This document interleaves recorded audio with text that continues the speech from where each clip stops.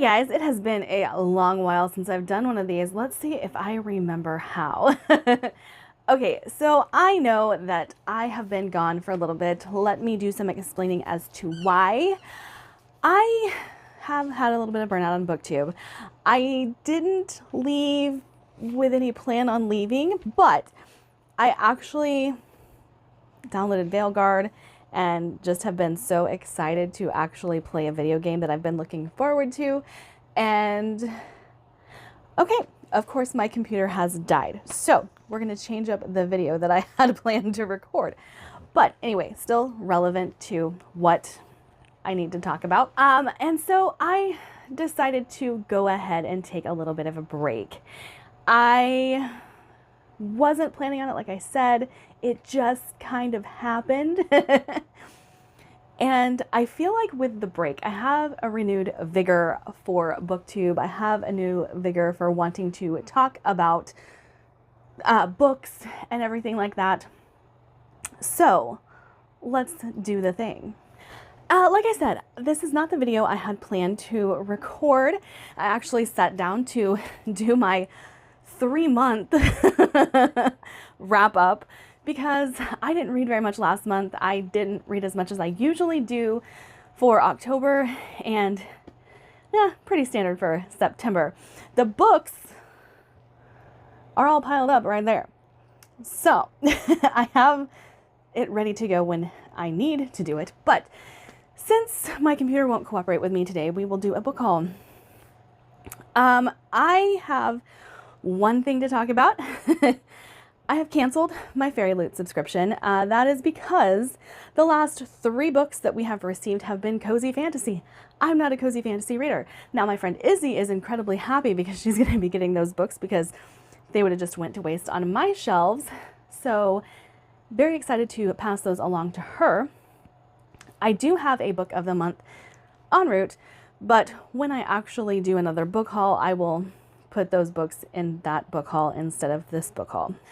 I don't think I'm forgetting anything, and since I have been on hiatus for a month and a half, I have quite a bit of books to show you guys. So the first of those would be Silver Under Nightfall by Ren Shapeko. This is a polyamory story that I have been looking to for quite some time involving vampires. I have heard it comped to a couple of things that I'm not sure how valid it is because I've heard yes, I've heard no. But I do like Ren Shapeko's writing, and I do have a friend who's been waiting for me to read this to tell them if the poly was done well, because we've read poly stories recently that weren't done so well, and neither one of us really liked it. So this is going to be a book on my 25 books I want to read in 2025, just as a spoiler alert, but very much looking forward to this. I got this from Pango, and I have to tell you guys, the cover is quite a bit more damaged than what I thought it was. It's scratched up, but I didn't pay a whole lot for it, so I'm not going to complain. Just it's more damage than this would lead you to believe. I mean, it's still got some scratches on this too. I don't know if you can even tell. Oh, there you go. But it's okay. It's okay. And a book that might also be on my 25 books I want to read in 2025, The Lost War by Justin Lee Anderson. This book has actually been on my radar for a very long time. My friend Terry is the one that told me to read it. And I mean, we're not even on the same Discords anymore, but I think I will like this. I'm very much looking forward to going back to my grim, dark fantasy roots, and this falls into that. It says, the war is over, but peace can be hell. Demons continue to burn farmlands, violent mercenaries roam the wilds, and a plague is spreading. The country of Eden, spelled E-I-D-Y-N, is on its knees in a society that fears and shuns him. Aranok is the first mage to be named King's Envoy, and his latest task is to restore an exiled foreign queen to her throne. The band of allies he assembles each have their own unique skills, but they are strangers to one another, and at every step across the ravaged land, a new threat emerges. Lies are revealed, and distrust could destroy everything they are working for. Somehow, Aranok must bring his companions together to uncover the conspiracy that threatens this kingdom before war returns to the realm again. So yeah, it sounds really, really good. Okay, and 4 books I have already read because I read the first one and then just had to continue on to the second one. That would be these two babies right here. House of Bane and Blood is the first one. City of Mirth and Malice is the second one. Now I have some explaining to do. Yes, these are romantasy. Yes, I am binge reading a romantasy. The third book is not out. That's the only reason I haven't read it yet. But this is like steampunk, high fantasy, romantasy, urban fantasy. I don't even know what it is. It's good. That's all I can say. We actually have a railroad tycoon female, and my husband works for the railroad. So one of the things that got me in this book is the correct use of railroad lingo. Like, I know what you're talking about. I know what that does. Like, it was hilarious. But for that to be the thing that got me. But I do also have to say, favorite main male character here, like, hello, love him. It is so good, but so hard to describe, so hard to talk about. In a city split into two opposing sides, power comes in many forms: bloodlines, money, love, and most importantly, secrets. An heiress to the most notorious family in Lynch Haven, Camilla Marchese is doing all she can to keep her family's syndicate, the Iron Saint Railway, from slipping into bankruptcy. When the gorgeous and depraved Nikolai Atano, the leader of a rival family, offers to pay off the inspector in exchange for her hand, she has no choice but to give up her throne and her name. So, I mean, is good. So the rest of this haul is going to be from the buy-sell trade. I was left unattended. That's all I have to say. And I bought a lot. Neil Asher, The Soldier. I have been wanting to try Neil Asher for a while. The reason being, I've heard his sci-fi reads a lot like a thriller, and it's intrigued me. So this one says, okay, I'm going to read you the quote that actually made me want to buy it. Asher has an amazing talent for world building, for writing larger-than-life characters, for weaving gripping plots, for imagining exotic alien races and wonderful technologies, huge ships, big weapons, space battles, ground battles, treason, revenge, the new space opera at its best. So that's the quote that actually made me pick this up. I don't know the synopsis. Far corner of space, on the very borders between humanity's polity worlds and the kingdom of the vicious crab-like Praetor, is an immediate threat to all sentient life. An accretion disk, a solar system designed by the long-dead Gian race, and swarming with living technology powerful enough to destroy entire civilizations. Oh, you know what? I think this is actually, it says book 1 right there. I believe this is a follow-up trilogy to a different series. So I might have to look into the other series before actually getting into this. But, I mean, can you see the price? I don't know if you can. I mean, I didn't pay very much for this book. But, yeah. And it's like, it keeps saying buzzwords to me. Cyberpunk, space opera. I'm very intrigued. I wonder if I need to read the first series in order to enjoy this one. Because it seems like the universe is what is the same. Not sure. Okay, then I picked up Against All Gods by Miles Cameron. Now, I have read Miles Cameron before and didn't like it, but when you find it at the buy-sell trade, it's hard to pass up, especially since you've been wanting to give the author another chance. I read, does it tell me? Trader Sun Cycle. I read the first book, The Red Knight, and I didn't like that one. But I've heard good things about this series, and it says, a vibrant and powerful epic, this tale of gods, men and monsters, conspiracy and war is a rich, compelling, and original read from a master of the historical and fantasy genres. So I think I will like this. Absolute power corrupts eternally. So I just want to try it. I love the cover. It looks real good. I don't know if this is going to make it on my 25 I want to read in 2025 or not, but now that I own it, it might. I don't know. We'll see. Okay, recently I have been watching a booktuber that's pretty well established here on BookTube, Sid, and she was reading this book and it got me intrigued. Interesting Facts About Space by Emily Austin. Now, I did buy this at the buy-sell trade, not book of the month, but this has good mental health rap from what I understand when she was talking about it. A fast-paced, hilarious, and ultimately hopeful novel for anyone who has ever worried they might be a terrible person, from the best-selling author of Everyone in This Room Will Someday Be Dead. But from what I understand, and I'm not 100% sure on this. Eden is a little bit like autistic, the main character here. And she's obsessed with space, knows all of these interesting facts about space, and she will spout them out whenever she's nervous. And this makes it really hard for her to build relationships. And so I have heard that we get like little snippets of her. Yeah, this is kind of how it's written.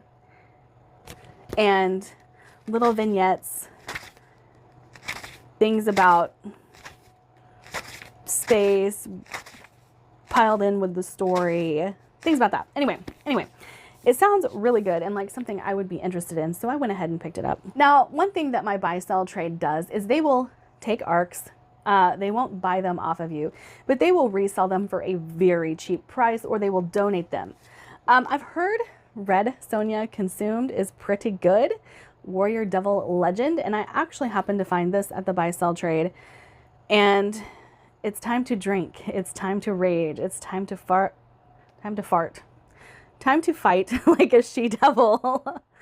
Sorry about that. But this is going on sale this month, last month. Oh, it says right here, November 2024. So I do really want to read this, like real bad. And if I can remember correctly, I might even still be able to get it on NetGalley. I'm not sure, like the audio, so I could immersive read. One of my friends really liked it, so I'm hoping that I will. We don't have the same reading taste, but on a lot of things, I trust their judgment. So looking forward to this. Okay, and then this one got me. I don't know if you guys know this about me, but I am a huge Robin Hood fan.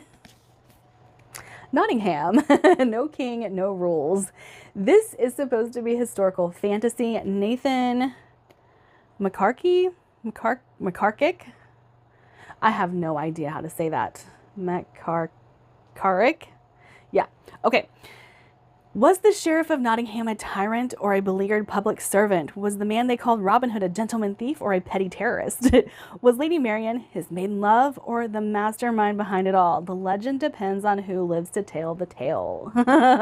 Both a gripping historical epic and a fascinating deconstruction of the Robin Hood story, Nottingham mixes history and myth into a complex study of power, one that twists and turns far beyond the traditional tale of Sherwood Forest's iconic thief. I am intrigued. I need to know. But it sounds really, really good, and like it might be a little dark and highly political. And that sounds right up my alley. I love Hood by Stephen R. Lawhead. And I have to say, yeah, that sounds like it's very similar to this. Interestingly enough, at the buy-sell trade, guess what I found? Warlords of the Weirdwood by R.J. Barker. R.J. Barker is an auto-buy author for me, a favorite author of mine. Oh, you guys can't see it. There's my R.J. Barker collection right there. I have read Gods of the Weirdwood. I am so looking forward to the second book. Now, this is a 4-star series for me, whereas most of his other series are 5-star series. So it's not that I don't like this when I talk about this, because I know you guys are probably like, wait, you didn't like the first book. No, I was disappointed by the first book because it was a 4-star, not a 5-star. But I'm very intrigued to continue with this. I'm so glad to get my hands on this, like, now, because that one is still fresh in my brain. And so I could continue as early as December with this one, guys. And I'm looking forward to it. I know the third book is coming out very, very soon. And then I stumbled across this one, and I was like, wait, what?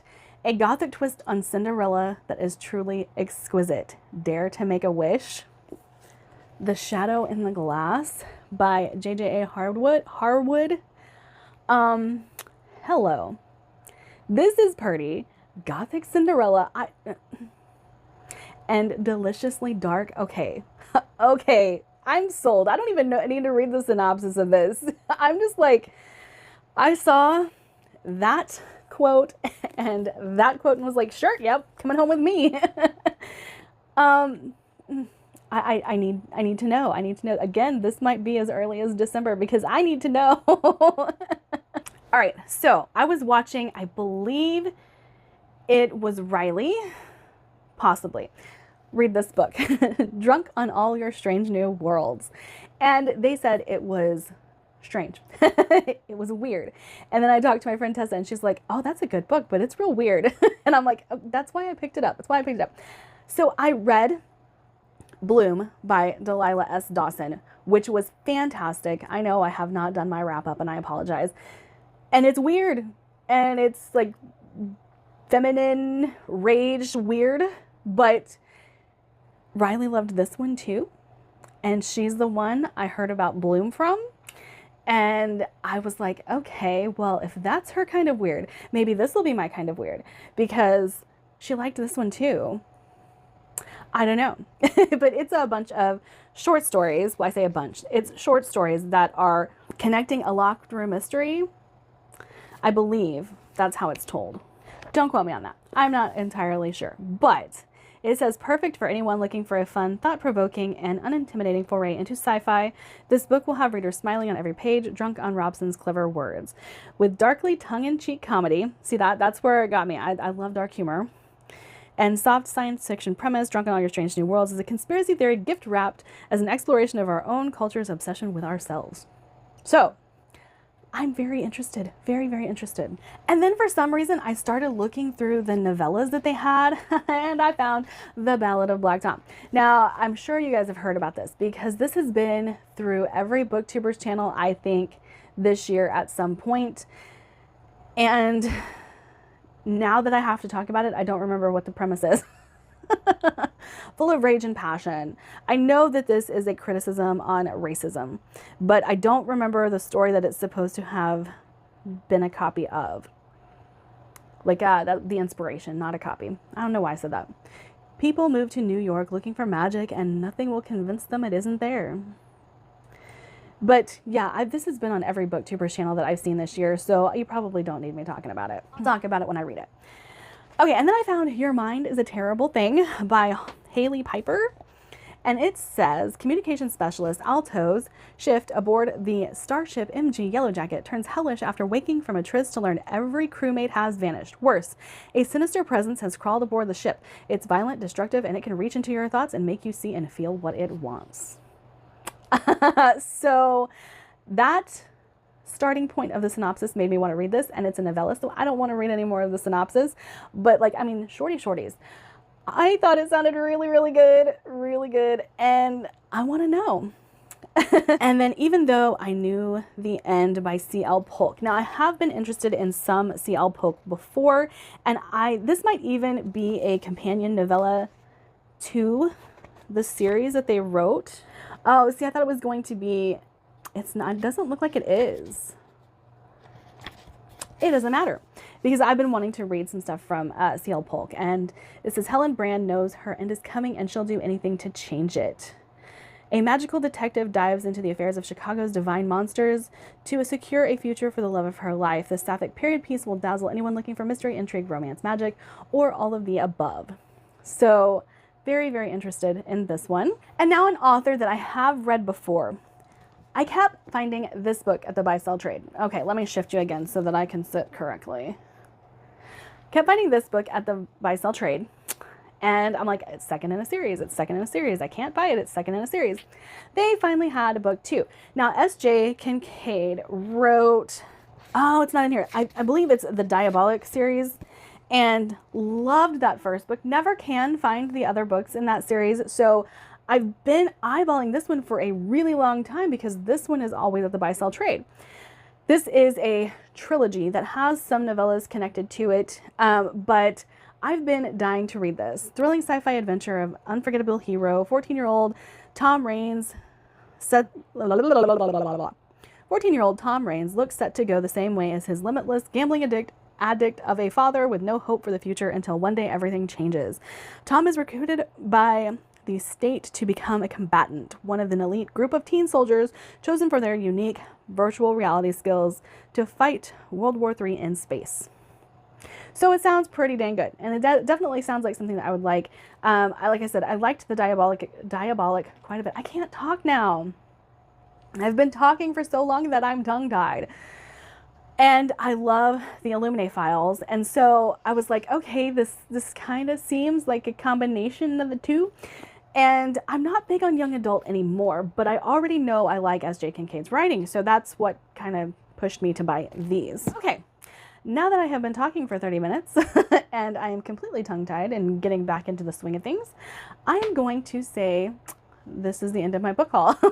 I know that there are other things I have acquired. I'm looking at my TBR cart but I can't think of what was in my last book haul, and I've already got it on the shelf. So I will let you guys know if there's anything else that I can think of. At this point, that is it for me. Like, subscribe, do all the fun things, and I'll see you guys in my next video. Bye.